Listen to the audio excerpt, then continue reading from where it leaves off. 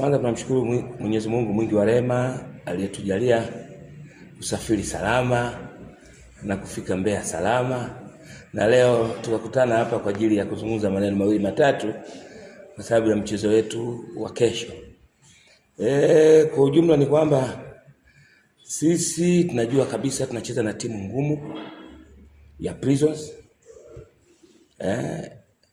Tunawaheshimu kwa kuwa moja ya kanuni ya fair play ni kumheshimu mpinzani wako, haijalishi ukoje. Lakini madhali ni mpinzani wako kwenye ligi, basi lazima mheshimu. Kwa tunaheshimu kwa hilo. Kwa kuwa tunaelewa kabisa kwamba mchezo wa kesho utakuwa ni mchezo mgumu, mchezo wenye ushindani.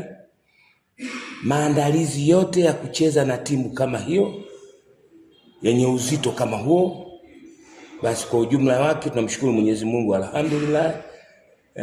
Tunaendelea vizuri na maandalizi, tuko kwenye hatua za mwisho kwa sababu toka juzi tuko hapa Mbeya.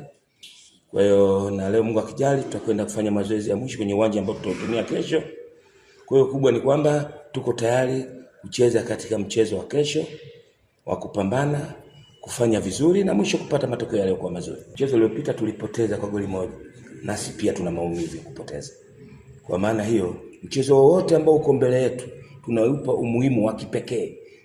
Ukirejea katika mazungumzo yangu ya mwanzo nilisema tunawaheshimu wapinzani wetu wote ambao tunao kwenye ligi hii. Kwa hiyo mpinzani ambaye tunacheza kesho ni mpinzani kama wapinzani wengine. Haijalishi matokeo yake, yale ni ya kwao, sisi tunawaheshimu wao kama wao. Wao tunajiandaa kucheza na timu nzuri na kwenye mechi ambayo naamini itakuwa ni ngumu, lakini kubwa ni kwamba tumejiandaa vizuri kucheza na mechi kama hiyo, kufanya vizuri na mwisho inshallah kupata matokeo yaliyokuwa mazuri. Tusubiri na tuone ligi itakapomalizika. Kuniuliza swali lako hilo, jibu nitakupa. Asante sana na nyie, Mungu awabariki. Salamu alaykum. Hali ya yote, kwanza tunapenda kumshukuru Mwenyezi Mungu kwa kutujalia kuweza kufika Mbeya salama.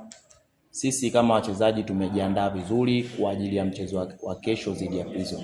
Sisi tunaheshimu wapinzani japokuwa matokeo yao so mazuri, lakini sisi kama sisi tumejiandaa vizuri kwa kabili wao wapinzani.